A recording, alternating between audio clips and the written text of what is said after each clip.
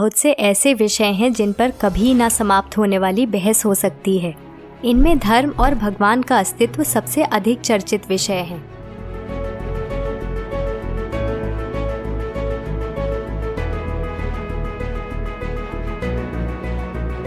और इन बातों पर कभी भी लोग एकमत नहीं हो सकते।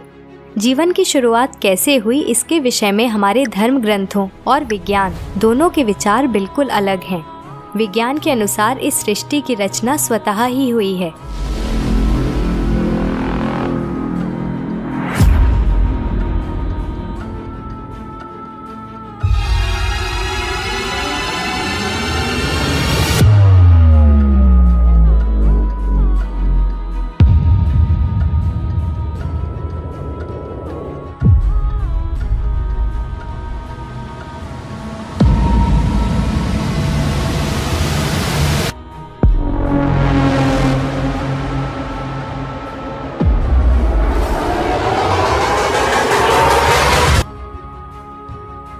यहाँ तक कि जीव जंतु मानव सब अपने आप ही उत्पन्न हुए हैं।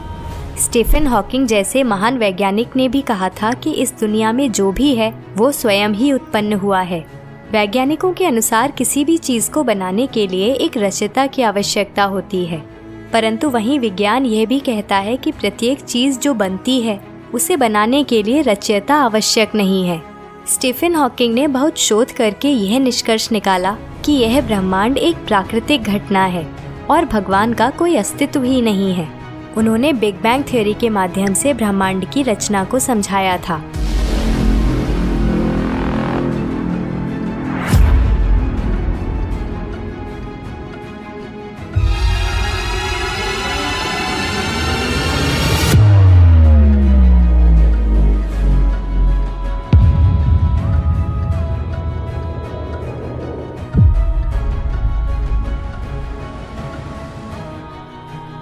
जिसके अनुसार लगभग 15 अरब वर्ष पूर्व सभी भौतिक तत्व और ऊर्जा एक ही बिंदु पर एकत्रित थे।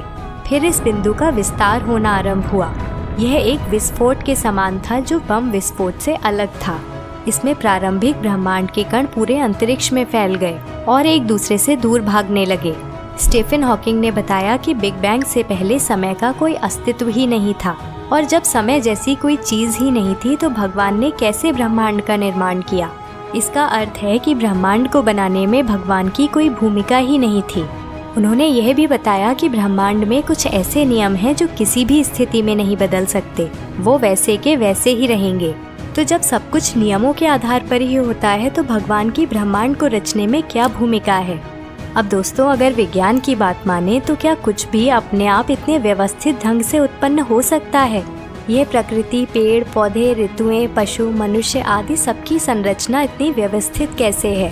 ऋतुएं अपने समय पर ही परिवर्तित होती हैं। मौसम के अनुसार ही फल और सब्जियां उगते हैं। मानव शरीर को सबसे जटिल यंत्र माना गया है। यह इतने उत्तम ढंग से रचित है कि इसकी वृद्धि भी एक निश्चित समय पर ही होती है। आयु के अनुसार ही मानव का शरीर विकसित होता है। शिशु 9 महीने तक माँ के गर्भ में रहता है और ठीक 9 महीने बाद ही इस संसार में आता है। बच्चे के जन्म के पश्चात ही माँ स्तनपान कराने योग्य हो जाती है। यहाँ तक कि शिशु स्वयं ही स्तनपान करने लगता है, उसे सिखाना नहीं पड़ता। मानव शरीर इतने उत्तम ढंग से संरचित है कि इसके अलग अलग अंग अलग तरह की भूमिका पूरी करते हैं। दिल, दिमाग, हड्डियां, हाथ, पाँव, कान, आँख आदि ये कैसे अपने आप बन गए और बहुत बेहतर ढंग से चलित हैं। और यही बात इस संसार के सभी जीवों पर लागू होती है। क्या आप ऐसा सोच सकते हैं कि इस प्रकार की व्यवस्थित प्रकृति मात्र एक संयोग है? यह सब अपने आप ही इस तरह से बन गया। ऐसी व्यवस्था अपने आप हुई है, इस पर विश्वास करना थोड़ा मुश्किल हो जाता है। आप स्वयं सोचिए कि मनुष्य ने जटिल से जटिल यंत्र बनाए हैं। उदाहरण के लिए कंप्यूटर। यदि ये किसी ने नहीं बनाया होता तो क्या एक कंप्यूटर स्वतः बन सकता था? और क्या इस प्रकार कार्य करने में सक्षम होता कि आज हम और आप अपनी जगह बैठे बैठे हर काम कंप्यूटर के माध्यम से कर सकते हैं। ऐसे ही यदि हम पुराने दुर्गों का उदाहरण लें तो आपने देखा होगा कि दुर्ग के बाहर हर ओर बहुत बड़े और गहरे गड्ढे बनाकर उनमें पानी भरा जाता था, जिससे शत्रु यदि आक्रमण करे तो उसे दुर्ग में प्रवेश करने का मौका ही न मिले। वहीं दुर्ग के अंदर की दीवारें इस प्रकार से बनाई जाती थीं कि ठंड के मौसम में कमरे गर्म रहें और गर्मी में ठंडे। यहाँ तक कि इन दीवारों के माध्यम से दूसरे कमरे में हो रही बातें भी सुनी जा सकती थीं, जो सुरक्षा की दृष्टि से बहुत महत्वपूर्ण था।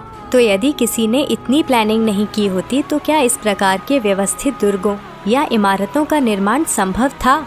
यदि हमारे वेदों को पढ़ा जाए तो ब्रह्मांड और इस सृष्टि के विषय में संपूर्ण जानकारी है। इस ब्रह्मांड का कोई अंत नहीं है। हमें लगता है कि पूरे ब्रह्मांड में सबसे बुद्धिमान केवल हम हैं, तो हमसे अधिक बुद्धिहीन कोई नहीं है। यदि विश्वास नहीं होता तो एक बार केवल सौर मंडल की व्याख्या पढ़ लीजिए और देखिए कि हमारा अस्तित्व कहाँ है। केवल एक क्षण में ही आपको समझ आ जाएगा कि इस दृष्टि से हम भी कीड़े मकोड़ों के समान ही तुच्छ हैं। हम सभी का यह विश्वास है कि हमें भगवान अल्लाह जीसस ने बनाया। विभिन्न धर्मों में ईश्वर को विभिन्न नाम दिए गए हैं। तो अब प्रश्न यह आता है कि यदि हमें भगवान ने बनाया तो भगवान को किसने बनाया? मनुष्य अपनी उत्पत्ति से आज तक यह जानने का प्रयास करता रहा है कि भगवान कौन है और भगवान को किसने उत्पन्न किया। मनुष्य ने इतनी उन्नति कर ली कि वो चंद्रमा पर पहुंच गया। बहुत से चौंका देने वाले आविष्कार और खोजें भी की, परंतु जब यह प्रश्न आता है कि भगवान आखिर है कौन और उसका रचयिता या विधाता कौन है, तो आज भी हम चुप्पी साध लेते हैं, क्योंकि इस प्रश्न का कोई उत्तर हमारे पास नहीं है। वेदों में उल्लेखनीय है कि ब्रह्मांड में 3 आयाम हैं। इन तीनों आयामों में अलग अलग ग्रह हैं और जीवन भी है। भगवान और देवता जब भी धरती पर प्रकट होते हैं तो वो दूसरे आयामों से यहाँ आते हैं, जबकि कुछ विद्वानों का कहना है कि भगवान कोई और नहीं बल्कि एलियंस हैं, यानी दूसरे ग्रहों से आते हैं। इसका एक बेहतर उदाहरण है एक प्रसिद्ध पुस्तक द चैरियट्स ऑफ गॉड्स, जिसके लेखक एरिक वॉन डेनिकेन हैं। इस प्रकार के विचारों को सुनकर तो यही लगता है कि बहुत से लोग जो भगवान को एलियंस या दूसरे ग्रहों से आया हुआ कहते हैं, वे केवल अपने विचार रखते हैं या उनका इस विषय में ज्ञान सीमित है। ये लोग यदि हमारे वेदों को पढ़ लें तो निश्चित ही उन्हें अपने विचारों को बदलने के लिए मजबूर होना पड़ेगा। अनेक वैज्ञानिक यह भी मानते हैं कि इस ब्रह्मांड में 3 आयाम हैं, जिनमें से समय सबसे छोटा है। परंतु वेदों से तुलना की जाए तो अभी विज्ञान बहुत पीछे है, क्योंकि वेदों में कुल 64 आयामों का वर्णन मिलता है। इन आयामों को भी यदि विभाजित किया जाए तो अनगिनत आयाम हैं। वेदों में यह भी उल्लेखनीय है कि यह 3 आयामी ब्रह्मांड विभिन्न स्तरों में विभाजित है, जिनमें स्वर्ग लोक, पृथ्वी लोक या मृत्यु लोक और नरकलोक सम्मिलित हैं। भगवान विभिन्न आयामों से पृथ्वी पर धर्म की शिक्षा देने और मनुष्य जीवन का उद्देश्य समझाने के लिए समय समय पर अवतरित होते हैं। कहा गया है कि स्वर्ग लोक में देवता निवास करते हैं, जो मृत्यु लोक की तुलना में कहीं बेहतर है, परंतु वहाँ भी मृत्यु होती है। और यदि वहाँ भी किसी के कर्म खराब हैं और यदि कोई शास्त्रों के अनुसार जीवन व्यतीत नहीं कर रहा है तो उसे नीचे के लोकों में जन्म मिलता है। भागवत पुराण में वैकुंठ धाम का वर्णन है, जहाँ भगवान विष्णु या कृष्ण निवास करते हैं और जिसे आत्मा का गंतव्य स्थान कहा गया है। अर्थात जब आत्मा मोक्ष प्राप्त करती है तो उसे वैकुंठ धाम प्राप्त होता है। इसी कारण हम भगवान पर आश्रित हैं, क्योंकि वही हमारा कर्ता धर्ता है और हमारे जीवन में सब कुछ तय करता है। एरिक वॉन डेनिकेन के अनुसार भगवान कृष्ण भी दूसरे ग्रह से यहाँ आए थे, जबकि सोचने वाली बात यह है कि जो दूसरे ग्रह से यहाँ आते हैं वे अपने रूप में ही आते हैं, न कि पृथ्वी पर जन्म लेते हैं। भगवान राम, भगवान कृष्ण आदि ने पृथ्वी पर जन्म लिया था, जिससे वे हमें यह समझा सकें कि किस प्रकार मनुष्य को जीवन व्यतीत करना है। कल्पना कीजिए कि कोई एलियन यहाँ आकर जन्म ले रहा है और मनुष्य रूप धारण करके धर्म का पाठ पढ़ा रहा है। क्या ये संभव है?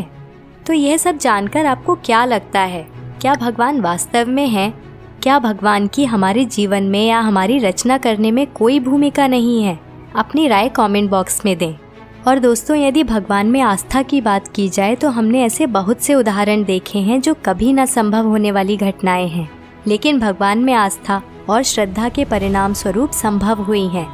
अंत में केवल इतना कहना चाहूँगी कि यदि आप थोड़ा भी विश्वास रखते हैं कि भगवान है तो उनसे प्रेम कीजिए, ना कि उनके अस्तित्व पर शंका रखिए।